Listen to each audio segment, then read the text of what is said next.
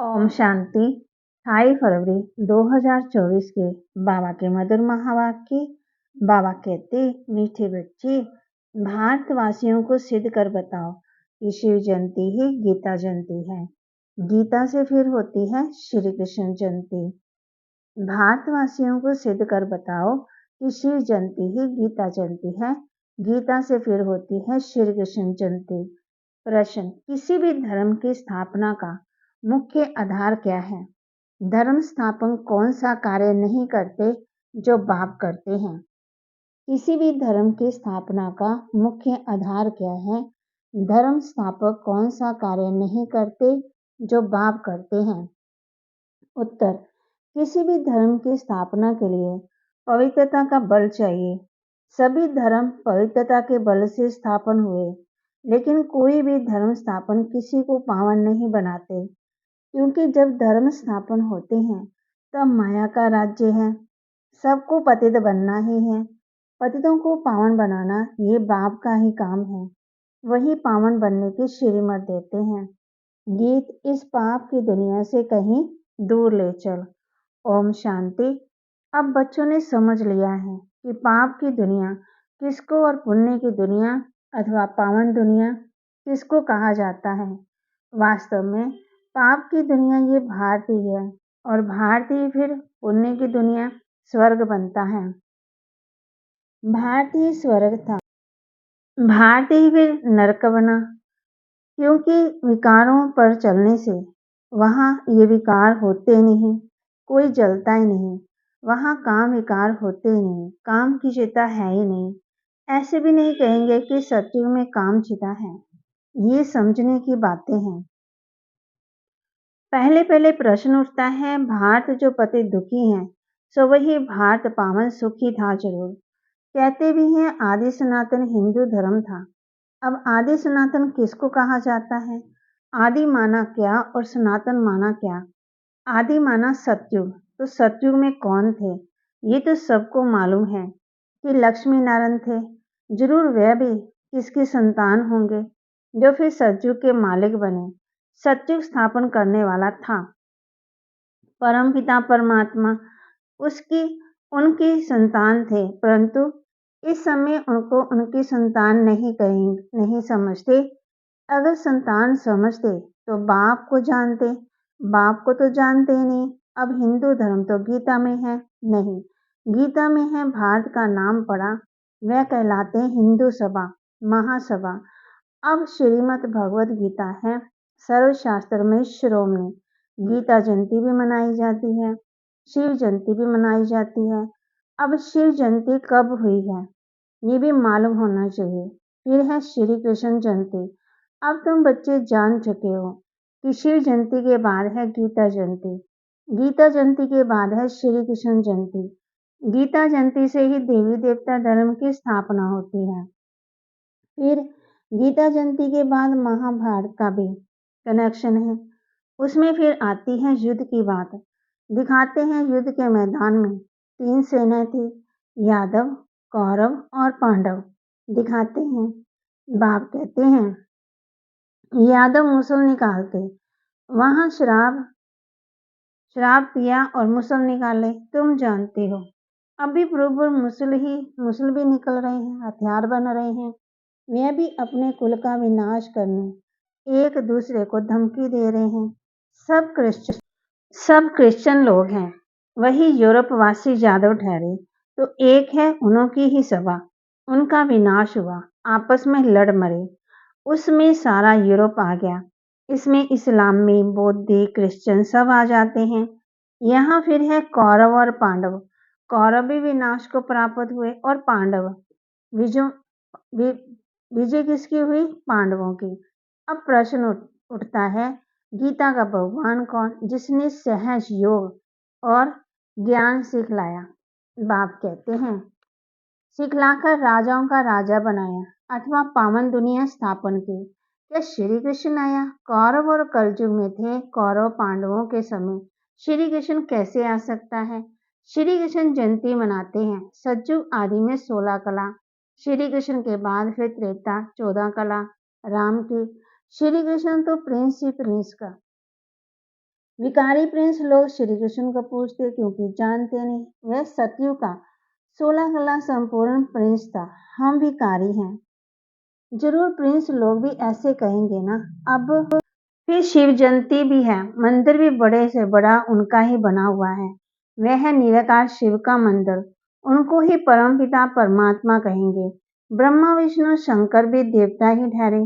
शिव जयंती भारत में ही मनाई जाती है।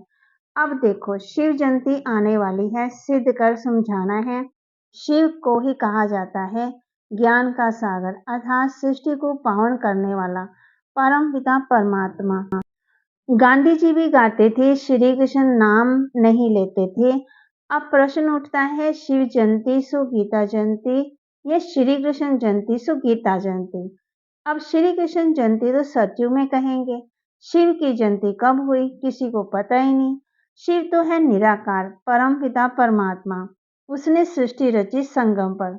सतयुग में था श्री कृष्ण का राज्य तो जरूर पहले शिव जयंती होगी। बच्चे जो ब्राह्मण कुलभूषण सर्विस में तत्पर रहते हैं उनको ये बातें बुद्धि में लानी है कि भारतवासियों को कैसे सिद्ध कर बताएं कि शिव जयंती सो गीता जयंती है। फिर गीता से होती है श्री कृष्ण जयंती अथवा राजाओं का राजा की जयंती। श्री कृष्ण है पावन दुनिया का राजा। वहां है ही राजाई। वहां श्री कृष्ण ने जन्म लेकर गीता तो गाई नहीं और सतयुग में महाभारत लड़ाई आदि तो हो नहीं सकती। वह जरूर संगम पर हुई होगी। तुम बच्चों को अच्छी तरह इन बातों पर समझाना है। पांडव और कौरव सभा मशहूर है। पांडव पति दिखलाते हैं श्री कृष्ण को। समझते हैं उसने सहज ज्ञान और सहज राजयोग सिखाया। अब वास्तव में लड़ाई की तो कोई बात ही नहीं है। विजय पांडवों की हुई है। जिन्हों को परमपिता परमात्मा ने सहज राजयोग सिखाया वही 21 जन्म सूर्यवंशी चंद्रवंशी बन गए। तो पहले समझाना है हिंदू महासभा वालों को। सभाएं तो और भी हैं लोकसभा राज्यसभा। ये हिंदू सभा है मुख्य। जैसे 3 सेनाएं गाई हुई हैं यादव कौरव और पांडव और ये हुए भी संगम पर। अभी सतयुग की स्थापना हो रही है। श्री कृष्ण के जन्म की तैयारी हो रही है। गीता जरूर संगम पर ही गाई है। अब संगम पर किसको लाएं? श्री कृष्ण तो आ ना सके। उनको क्या पड़ी है जो पावन दुनिया छोड़ पति दुनिया में आए। और श्री कृष्ण तो है भी नहीं तुम जानते हो। अब वे 84वें जन्म में कोई लोग फिर समझते हैं श्री कृष्ण हाजरा हजूर है सर्वव्यापी है। श्री कृष्ण के भक्त कहेंगे ये सब कृष्ण ही कृष्ण है। श्री कृष्ण ने ये सब रूप धरे हैं। राधेपंथी होंगे वह फिर कहेंगे राधे ही राधे हम भी राधे तुम भी राधे। अनेक मतें हैं निकल पड़ी हैं। कोई कहे ईश्वर सर्वव्यापी है कोई कहे श्री कृष्ण सर्वव्यापी है कोई कहे राधे सर्वव्यापी है। अब बाप तुम बच्चों को समझाते हैं।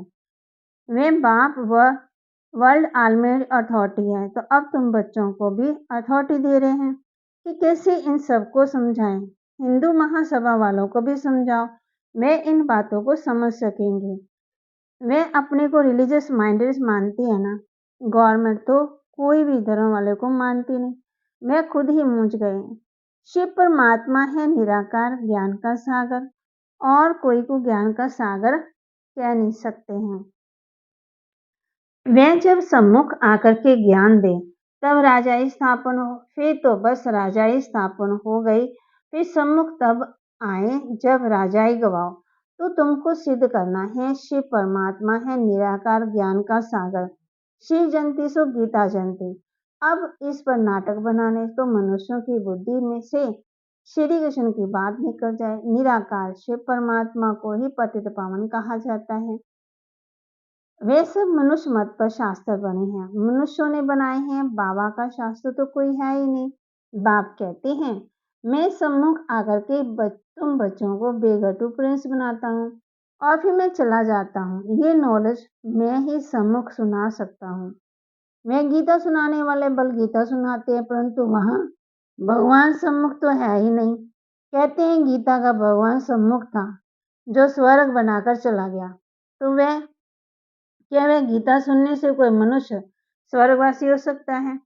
मरने समय भी मनुष्यों को गीता सुनाते हैं। कोई कुछ सुनाते, कोई कुछ सुनाते हैं। समझते हैं गीता से स्वर्ग की स्थापना हुई, इसलिए गीता ही सुनाते हैं। तो वह गीता एक होनी चाहिए। दूसरे धर्म सब पीछे आए हैं और कोई कह नहीं सकते कि तुम स्वर्गवासी बनेंगे। फिर मनुष्यों को पिलाते हैं गंगा जल, जमुना जल नहीं पिलाते। गंगा जल का ही महत्व है। बहुत वैष्णव लोग जाते हैं, मटके भरकर ले आते हैं, फिर उनसे बूंद बूंद डालकर पीते रहते हैं, फिर सब रोग मिट जाएं। वास्तव में है ये ज्ञान अमृत की धारा, जिससे 21 जन्म दुख मिट जाते हैं। बाबा कहे तुम चैतन्य ज्ञान गंगा में स्नान करने से मनुष्य स्वर्गवासी बन जाते हैं, तो जरूर ज्ञान गंगा निकली होगी पीछे। वे पानी की नदियां तो है ही नहीं, ऐसे थोड़ी कि कोई पानी पीने से देवता बन जाएंगे।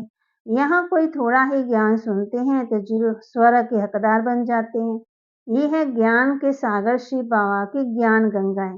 ज्ञान सागर गीता ज्ञानदाता एक शिव है, श्री कृष्ण नहीं है। सतयुग में पतित तो कोई होता ही नहीं है जिसको ज्ञान दे। ये सब बातें भगवान बैठ समझाते हैं। हे अर्जुन, वह है संजय, नाम मशहूर हो गया है, लिखने में बहुत तीखा है, निम्मत बना हुआ है। अब शिव जयंती आती है तो उस पर बड़े बड़े अक्षरों में लिखना है। शिव हो गया निराकार, उनको ज्ञान सागर ब्लिसफुल कहा जाता है। श्री कृष्ण को नॉलेजफुल ब्लिसफुल नहीं कहेंगे। शिव परमात्मा ही नॉलेज देते हैं, रहम करते हैं। श्री कृष्ण की महिमा है 16 कला संपूर्ण और बाप की महिमा है प्रेम के सागर, सुख के सागर।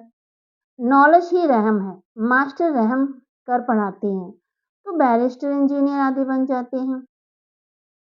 सतयुग में ब्लिस करने की दरकार ही नहीं है, आशीर्वाद रहम तो पहले पहले सिद्ध करना है कि निराकार ज्ञान सागर शिव जयंती सो गीता जयंती वे सतयुगी साकार श्री कृष्ण जयंती सो गीता जयंती। ये तो तुम बच्चों को सिद्ध करना है। तुम जानते हो जो भी पैगंबर आदि आते हैं वह पावन नहीं बनाते। द्वापर से माया का राज्य होने से सब पतित हो जाते हैं। फिर जब तंग होते हैं तो चाहते हैं हम जाएं। जो धर्म स्थापन करते हैं वही वृद्धि को पाते हैं। पवित्रता के बल से धर्म स्थापन करते हैं, फिर अपवित्र बनना ही है। मुख्य है 4 धर्म, इनसे ही वृद्धि होती है, टाल टालियां निकलती हैं। शिव जयंती गीता जयंती सिद्ध होने से और सब शास्त्र उड़ जाएंगे, क्योंकि वह है मनुष्यों के बनाए हुए। बाप आकर के हम बच्चों को कितना सहज कर समझाते हैं।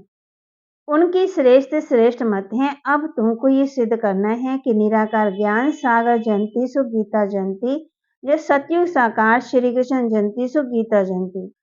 इनके लिए बड़ी कॉन्फ्रेंस बुलानी पड़ेगी। ये बात सिद्ध हो जाए तो फिर सब पंडित तुमसे आकर के ये लक्ष्य लेंगे। शिव जयंती पर कुछ तो करना है ना।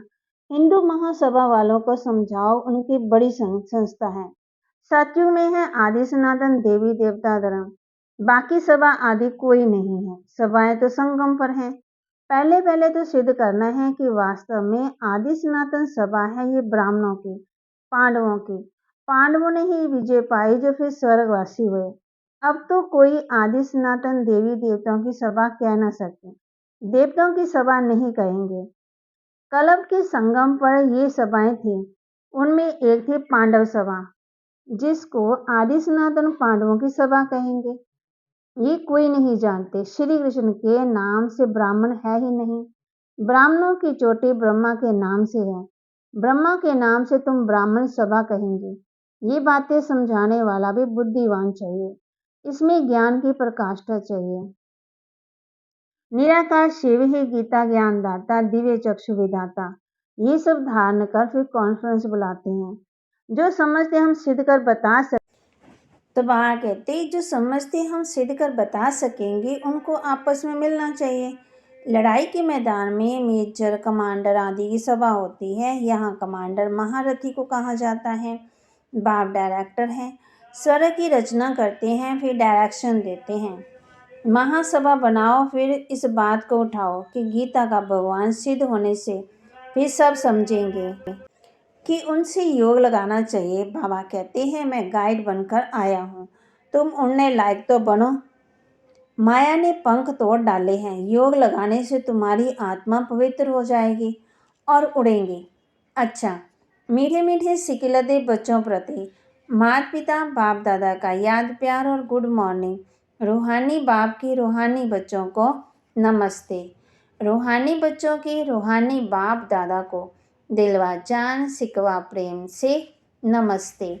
धारणा के लिए मुख्य सार। ज्ञान अमृत धारा से सबको निरोगी व स्वर्गवासी बनाने की सेवा करनी है। मनुष्यों को देवता बनाना है। बासमान मास्टर रहम दिल बनना है। ज्ञान की प्रकाष्ठा से बुद्धिवान बन शिव जयंती पर सिद्ध करना है कि शिव जयंती ही गीता जयंती है। गीता ज्ञान से श्री कृष्ण का जन्म होता है। वरदान।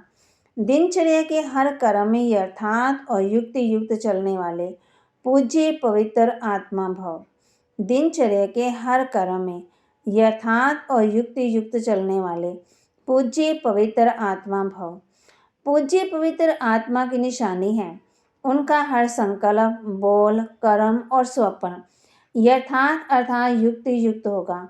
हर संकल्प में अर्थ होगा। ऐसे नहीं कि ऐसे ही बोल दिया, निकल गया, कर लिया, हो गया। पवित्र आत्मा सदा दिनचर्या के हर कर्म में यथार्थ युक्त युक्त रहती है। इसलिए पूजा भी उनके हर कर्म की होती है, अर्थात पूरे दिनचर्या की होती है।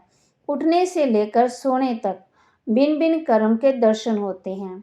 स्लोगन। सूर्यवंशी बनना है तो सदा विजय और एक स्थिति बनाओ। सूर्यवंशी बनना है तो सदा विजय और एक स्थिति बनाओ। बाप कहते हैं स्वर्गवासी बनाने की सेवा भी करनी है और बासमान मास्टर रहम दिल भी बनना है। शिव जयंती ही गीता जयंती है। गीता ज्ञान से श्री कृष्ण का जन्म होता है, ये बात सिद्ध कर बतानी है। ओम शांति।